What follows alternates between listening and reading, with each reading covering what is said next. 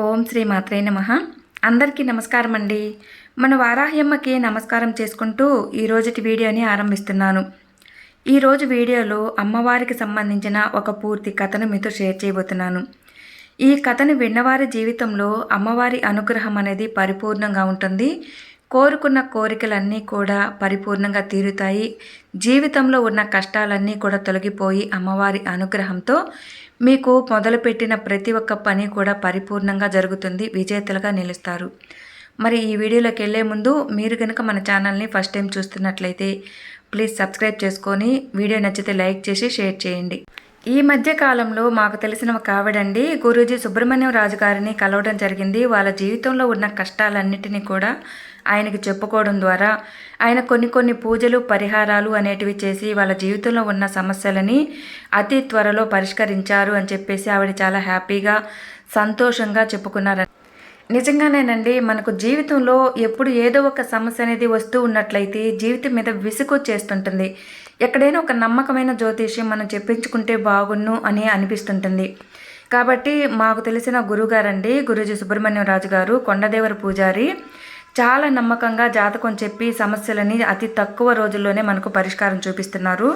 ప్రేమ, పెళ్ళి, సంతానం, రాజకీయ సమస్యలు, విదేశీ ప్రయాణం, జీవితాలపై ఎలాంటి చెడు ప్రయోగాలున్నా, గ్రహ దోషాలున్నా, సమస్య ఏదైనా సరే 24 గంటల్లోనే మంచి పరిష్కారం అనేది చూపిస్తున్నారు. స్వయంగా మేము కూడా ఈ గురూజీ కాడ జాతకం అనేది చెప్పించుకున్నాక మాకున్న ఎన్నో సమస్యల నుంచి మేము బయటపడి చాలా హాయిగా ఉన్నాము. కాబట్టి ఆ నమ్మకంతోనే మీకు చెప్తున్నానండి. మీరు కూడా నమ్మకంతో గురువుగారికి ఒక్కసారి ఫోన్ కాల్ ద్వారా సంప్రదించండి. మీ సమస్య ఏదైనా సరే అతి తక్కువ రోజుల్లోనే మీకు పరిష్కారం అనేది చూపిస్తారు. గురూజీని సంప్రదించాల్సిన ఫోన్ నెంబరు 9666575717కి మీరు కాల్ చేయండి. మీకే ఒక నమ్మకం అనేది వస్తుంది. ఇక ఈరోజు మన వీడియోలో వారాహి అమ్మవారి గురించి పూర్తి చరిత్రను తెలుసుకోబోతున్నామండి. పూర్వము హిరణ్యాక్షుడి నుండి భూమిని రక్షించటానికి వారాహస్వామి ఎలా అయితే అవతరించాడో, ఎలా అయితే భూమిని రక్షించాడో అలాగే రాక్షసుల బారి నుంచి భూమిని రక్షించటానికి అవతరించిన తల్లే ఈ వారాహి తల్లి. ఈ అమ్మవారి రూపము నల్లని కాంతితో వారాహు ముఖంతో ఉంటుంది.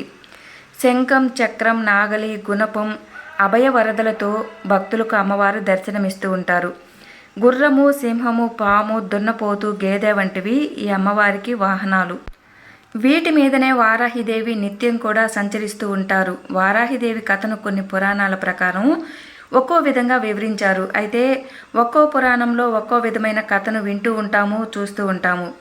అయితే మార్కండేయ పురాణం ప్రకారం చూసుకున్నట్లయితే పూర్వకాలము శంభుడు, నిశంభుడు అనే 2 రాక్షసులు ఉండేవారు. వాళ్ళని సంహరించటానికి బ్రహ్మ, విష్ణు, మహేశ్వరులు శరీరం నుంచి కొంతమంది దేవతలను సృష్టించారు. అందులో శివుడు నుండి శివాని, అలాగే విష్ణువు నుండి వైష్ణవిదేవి, బ్రహ్మ నుండి బ్రహ్మస్మి అనే దేవతలు 3 పుట్టుకొచ్చారు. అదేవిధంగా ఆదిశక్తి అయిన అమ్మవారి నుంచి 7 స్వరూపాలు ఉద్భవించాయి. వీళ్ళే సప్తమాతృకలు. ఈ సప్తమాతృకలలో ఒక్కరే వారాహిదేవి. అయితే వారాహి అమ్మవారు ముఖ్యంగా మనము రాత్రిపూట మాత్రమే పూజిస్తూ ఉంటాము. ఈ అమ్మవారి ఆలయాలు కూడా పగటిపూట మూసివేయబడి ఉంటాయి. అయితే వారాహిదేవి ఎలా జన్మించారు, ఎందుకని అమ్మవారిని రాత్రిపూట మాత్రమే పూజిస్తారు, వారాహి అమ్మవారి భర్త ఎవరు, ఈ అమ్మవారిని ఎలాంటి వారు పూజించవచ్చు, ఇలాంటి విషయాలతో పాటు వారాహిదేవి పూర్తి కథను ఈరోజు వీడియోలో తెలుసుకుందాం. వారాహి అమ్మవారి గురించి మన హిందూ గ్రంథాలలో చాలా పురాణాల్లో ఉంది. వాటిలో దేవి భాగవతంలోని రక్తబీజుడు అనే రాక్షసుడు దేవతలను, మనుషులను చాలా చిత్రహింసలు గురిచేసేవాడు. అప్పుడు దేవతలందరూ కలిసి పార్వతీదేవి సహాయం కోరుతారు. అప్పుడు పార్వతీదేవి దుర్గామాత రూపంలోకి మారి రక్తబీజుడితో యుద్ధం చేయటానికి బయలుదేరుతుంది. అయితే ఆ దుర్గామాత రక్తబీజుడితో యుద్ధం చేస్తున్నప్పుడు రక్తబీజుడు గాయపడినప్పుడల్లా కూడా రక్తబీజుడి శరీరం నుంచి ఒక రక్తపు బొట్టు నేల మీద పడుతుంది. కానీ రక్తబీజుడికి ఒక వరం అనేది ఉంటుంది. తన రక్తపు బిందువు నేల మీద పడిన ప్రతిసారి కూడా ఒక రక్తబీజుడు ఉద్భవిస్తూ ఉంటాడు. దానివల్ల రక్తబీజుడిని ఎంతమంది సంహరించాలని చూసినా కూడా ఆ రక్తబీజుడు రక్తం నుండి 1000 మంది రక్తబీజులు ఉద్భవిస్తూ ఉంటారు. ఆ విధంగా రక్తబీజుడిని సంహారం అనేది చాలా అసాధ్యమైనది. అప్పుడు రక్తబీజుడు సంహారం కోసం దుర్గాదేవి తన దేహం నుండి 7 మాతృకలను పుట్టించింది. సప్తమాతృకులు అంటే 7 అమ్మవారు అనే అర్థం. ఈ 7 అమ్మవార్లు కూడా దుర్గాదేవి స్వరూపాలే. కానీ ఈ సప్తమాతృకులకు తాంత్రిక శక్తులు ఉంటాయి. ఈ సప్తమాతృకులు ఎవరు అంటే బ్రహ్మని, వైష్ణవి, మహేశ్వరి, ఇంద్రాణి, కౌమారి, వారాహి, చాముండి.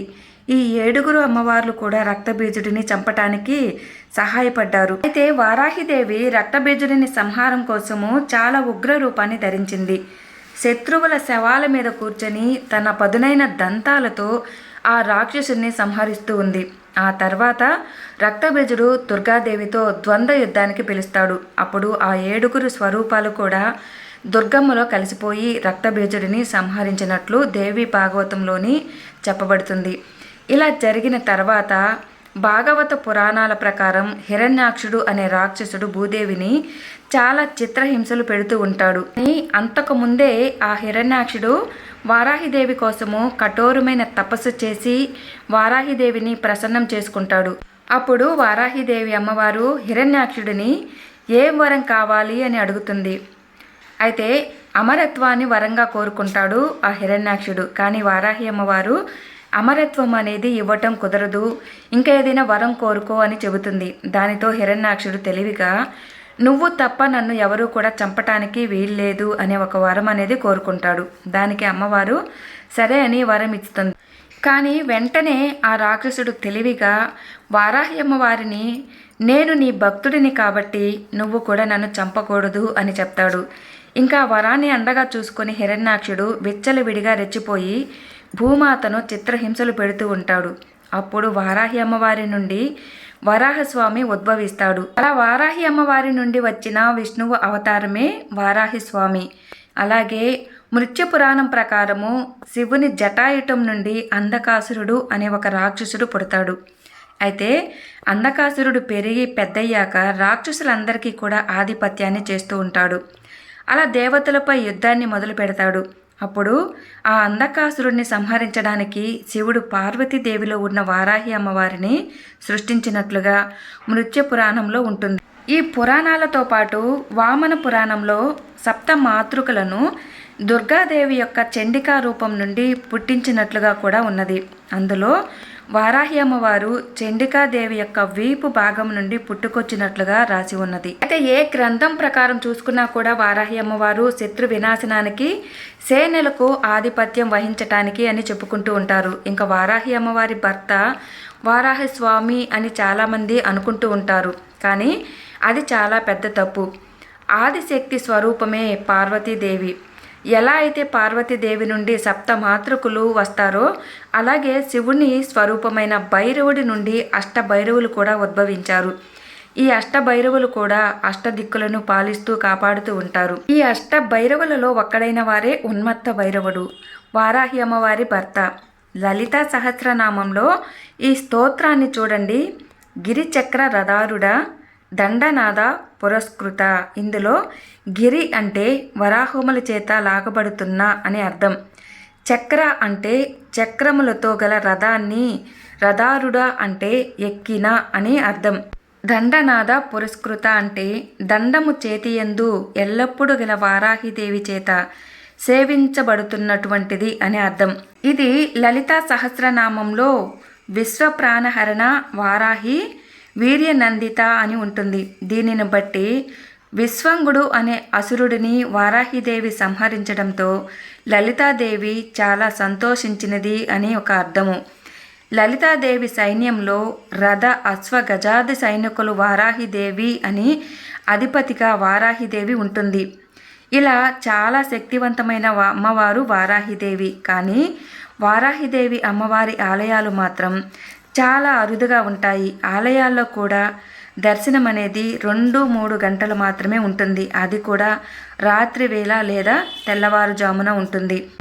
మిగిలిన సమయాలలో వారాహి అమ్మవారు గ్రామ సంచారం చేస్తూ దుష్ట శక్తుల నుంచి కాపాడుతూ ఉంటారు. ఈ అమ్మవారు శత్రువుల సంహారం చేయడానికి ఉద్భవించిన సప్త మాతృకలలో ఒకరైన ఆదిశక్తి అవతారం. వారాహి అమ్మవారి ఉగ్ర రూపాన్ని చూసి చాలామంది భక్తులు అమ్మవారిని పూజించటానికి భయపడుతూ ఉంటారు. కానీ ఈ కలియుగంలో కూడా పిలిస్తే పలికే చల్లని తల్లి మన వారాహి తల్లి. భక్తుల కోరికలను తీర్చిపెడుతుంది. అలాగే భక్తి విశ్వాసాలతో నిండిన తన భక్తుల వెంట ఎప్పుడు ఒక కవచంలా ఉంటూ చెడు దృష్టుల నుండి కాపాడుతూ ఉంటుంది. అమ్మవారిని నమ్మి పూజించిన వారికి జీవితంలో ఎలాంటి వాటికి కూడా కొరత అనేది ఉండదు. చేపట్టిన ప్రతి పనిలో కూడా విజయాన్ని సాధిస్తారు. విజయమే చేకూరుతుంది. వారాహి అమ్మవారి పూర్తి చరిత్రకు సంబంధించిన ఈ వీడియో మీకు నచ్చిందనే అనుకుంటున్నాను. మరి వీడియో కనుక నచ్చింది అనుకుంటే తప్పకుండా ఈ వీడియోకి ఒక చిన్న లైక్ చేసి సపోర్ట్ చేయండి. అలాగే ఈ వీడియోని మీ మిత్రులందరికీ కూడా షేర్ చేయండి. ఓం శ్రీ మాత్రే నమః. సర్వే జన సుఖినో భవంతు. జై వారాహి.